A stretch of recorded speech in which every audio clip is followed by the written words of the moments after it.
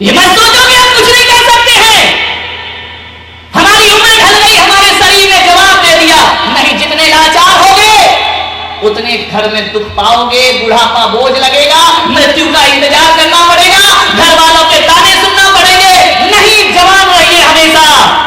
विचार करें आप, सुकरात ने 70 वर्ष की उम्र तक साहित्य लिखा है और पिकासो ऐसा चित्रकार हुआ जो 90 वर्ष की उम्र तक जीवंत चित्र बनाते रहा। उसने कभी जिंदगी से हार नहीं मानी, उसने कभी शरीर से हार नहीं मानी। अरे शरीर हारता है तो हारे। पिकासो ने कहा कि जब तक मेरे हाथों में धड़कन मौजूद है, इस कलम से चित्र बनते रहेंगे, बनते रहेंगे। ध्यान रखना, 90 साल की उम्र में पिकासो पेंटिंग करता है। ध्यान रखिए। क्या सोचते हो, क्या बुढ़ापा आ गया तो हम कुछ ना कर पाएंगे? मदर टेरेसा भी जीवन के अंतिम पड़ाव में भारत रत्न के सम्मान से सम्मानित हो जाया करती है। मान्यवर, ऐसा कुछ नहीं है कि आपका समय बीत गया, आपका जमाना बीत गया, आप अतीत में मत जियो। हर बुजुर्ग बहुत कुछ कर सकता है और आप चाहते हो कि बुढ़ापे में तंज की जिंदगी ना जीना पड़े। बुढ़ापे में कभी आराम मत करना, जितना हो सके उससे ज्यादा काम करने का प्रयास करना, भाग दौड़ करने का।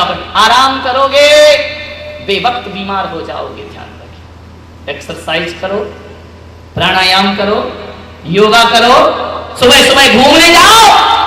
बुढ़ापे को अपने ऊपर हावी मत होने दीजिए, वरना नरक हो जाएगी तुम्हारी जिंदगी। ध्यान रखना। जवान बने रहिए, हमेशा प्रसन्न रहिए। करो बुढ़ापे में व्यर्थ का जीवन क्यों जीना? हम लाचार हैं क्या? हम अपाहिज हैं क्या? इन शरीर में ताकत रखिए। तुम्हें मालूम है 80 साल का संत भी पैदल चलने की ताकत रखता है। आज दादाजी को आप देखिए, हमारे बाबा जी को, इस उम्र में मैं चलने में थक जाऊं, लेकिन ये चलने में कभी नहीं थका करते हैं। इस उम्र में 24 घंटे में एक बार अन्न जल लेना, और इस उम्र में भी एक जवान साधु के साथ बराबर चलना। ध्यान रखना, ये बुढ़ापा कभी लाचार नहीं हो सकता। अच्छे अच्छे जवान जिनसे शक्ति और ताकत की भीख मांगते रहते हैं। धन्यवाद। जीवन बनाओ। एक भी दांत नहीं टूटा है अभी इनका। चौके में भुट्टा दो तो आराम से खा लेंगे, चने खा लेंगे और अपने ताराचंद्र को देखो। बड़ी स्टाइल से चाइना की दीवार टूटी, आधी इधर की आधी इधर की। विचार करिए, सोचो। मुझे चश्मा लगता है, इन्हें चश्मा नहीं लगता है। दिखाया है। मान्यवर, ध्यान रखिए। जवान रहिए, 24 घंटे स्फूर्ति होना चाहिए हमारे जीवन में। आलस सा जीवन, मरे मरे सा जीवन, मुंह लटकाया जीवन। अरे जिंदगी जिंदा दिली का नाम है, मुर्दा दिल क्या खाक जिया करते। जिंदा दिली के साथ जियो, ये बुढ़ापा भी तुम्हारे लिए स्वर्ग बन जाएगा। वरना बुढ़ापा तो 90% लोगों का नरक ही बन करके जिया करता है। स्वर्ग बनाइए, बुढ़ापे को सार्थक करिए। अंतिम पन है, इसके बाद कुछ नहीं आएगा, इसके बाद मौत आएगी और हमें दुनिया से विदा होना पड़े। अध्यात्म की ताकत, धर्म ध्यान में मन लगाओ। दादाजी का मन धर्म ध्यान में कम लगता है। एक दादाजी से मैंने बोला तुम मंदिर नहीं आते हो? बोले महाराज मंदिर दूर है, आंखों को दिखाई नहीं देता है। मैंने कहा आंखों को नहीं दिखता? बोले नहीं दिखता, शाम को टीवी बहुत अच्छे से दिखाई देता है, मंदिर दिखाई नहीं देता, इतना बड़ा बना है, अरे टीवी दिखाई दे रहा। आप सोचिए, मैंने कहा प्रवचन क्यों नहीं सुनते? बोले कानों को सुनाई नहीं देता है, और बीच बाजार में एक का सिक्का गिर जाए तो कन्वर की प्रवचन की झनकार सुनाई नहीं देती, लेकिन सिक्के की झनकार सुनाई। सोचना है आपको। हाथ नहीं चलते बुढ़ापे में, कुछ उठता नहीं है, चाबी बड़ी मजबूती से पकड़ी जाती है। 12 बजे भी कमर से चाबी निकालना, अम्मा की नींद खुल जाएगी। ध्यान रखें, चाबी की पकड़ कितनी है, सोचना है। दुनिया के प्रपंचों में मन लगा सकते हो, मंदिरों में भी जाते हो, ओटले पर बैठकर दुनिया भर की बातें करोगे, न शास्त्र स्वाध्याय होगा, न धर्म की बातें होंगी, न धर्म ध्यान होगा। शाम को महफिल जमती है ना हमारे जैन भवन में, शशि दीवान की आनंद यात्रा, कहाँ गए, नहीं आए क्या? विचार करिए, ऐसी आनंद यात्रा जमती है। अरे भाई कुछ धर्म की बातें कर लो, कुछ आत्म कल्याण की बातें कर लो, कुछ अच्छी बातें कर लो, ऐसी चलती है। मेरी आनंद यात्रा पंडाल में चलती है, कमेटी की शाम को चलती है, और होता क्या, थारे मारे के सिवा उसमें कुछ नहीं होता है। ध्यान रखिए, मान्यता, जीवन को संभालो। चतुर्मास हो रहा है, क्या सीखा?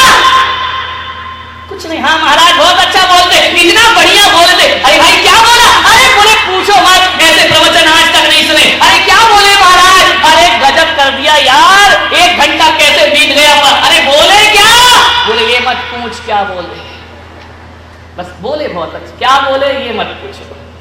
ध्यान रखिए, क्या पाया जिंदगी, बुढ़ापे को सार्थक। एक बुजुर्ग ने पूछा, महाराज बुढ़ापा कैसे सुखी होगा मेरा? एक बात ध्यान रखो, अनासक्त जीवन जियो।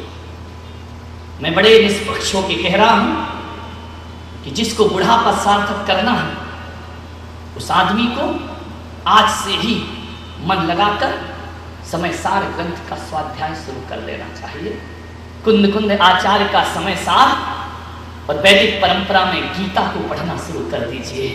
जिसने गीता और समय सार पढ़ ली, समझना उसका बुढ़ापा सार्थक और सफल हो जाएगा। कोई दवाई नहीं है ऐसी, ना एलोपैथिक है, ना होम्योपैथिक है। ध्यान रखना, ना नेचुरोपैथी है, कहीं भी चले जाइए। बुढ़ापे को यदि सुधारना है, कोई दवा काम ना करेगी। एक हाथ में गीता हो और एक हाथ में समय सार हो, तुम्हारा जीवन बुढ़ापे का सार्थक हो जाए। समय सार जैसा ग्रंथ बुढ़ापे में जवान होने की टानिक है। ध्यान रखना, जो अनासक्त का जीवन जीता है, जो अनासक्ति का उपदेश किया करता है, गीता जो आत्मा की अमरता की बात करती है, ये 2 ग्रंथ बुजुर्गों के लिए फुल पावर के कैप्सूल हैं। ध्यान रखना, इन्हें खा लीजिए, बुढ़ापा आराम से कट जाएगा आपका, किसी के सामने हाथ फैलाने की जरूरत ना पड़ेगी। ये 2 ऐसी औषधि हैं जो एक्सटर्नल यूज नहीं है, ये इंटरनल यूज ओनली। ध्यान रखिए, लेकिन एक बात याद रखना, किसी की छाती पे चढ़ के ऊंचाइयां मत पाना। जो भी ऊंचाइयां पाना, अपने पांव और अपने भाव के दम पर जीवन की ऊंचाइयों को प्राप्त करिए। किसी को रोकते हुए ऊपर मत उठिए, किसी को पीछे ढकेलते हुए ऊपर मत उठिए। अपना जीवन स्वयं बनाओ। किसी की बुराई निंदा करके जीवन में ऊपर नहीं उठ सकते हो, और जो इन बातों में लग जाता है वो जीवन की ऊंचाइयों को कभी प्राप्त नहीं कर सकता है। खूब ऊपर उठो, खूब नाम कमाओ, खूब यश कमाओ, बहुत लोकप्रियता कमाओ। लोकप्रिय होना कौन नहीं चाहता है, लेकिन किसी की लोकप्रियता का हनन करके हम सोचे कि हम लोकप्रिय हो जाएंगे, तो तिल में तेल, ध्यान रखना, रेत में तेल निकाले जैसा एक दुष्ट कार्य होगा हमारे जीवन। मत अटकाओ उड़े किसी की जिंदगी में। नाभि राय वृद्धावस्था में भी दरबार पे बैठे। मैं आपसे कहता हूं कि कितना भी बुढ़ापा आ जाए, कितने भी हम बुजुर्ग हो जाए, कभी लाचार मत होना। ध्यान रखना, मन बूढ़ा कभी नहीं होना चाहिए। तन बूढ़ा हो जाए तो हो जाए, कोई बात नहीं है, तन में कोई कुछ नहीं कर सकता है, लेकिन अपने मन को कभी बूढ़ा मत बनाइए। बुजुर्गों से कहूंगा, संभालो अपना बुढ़ापा। बूढ़ा और जवान कौन होता है? किसे कहोगे जवान और किसे कहोगे बूढ़ा?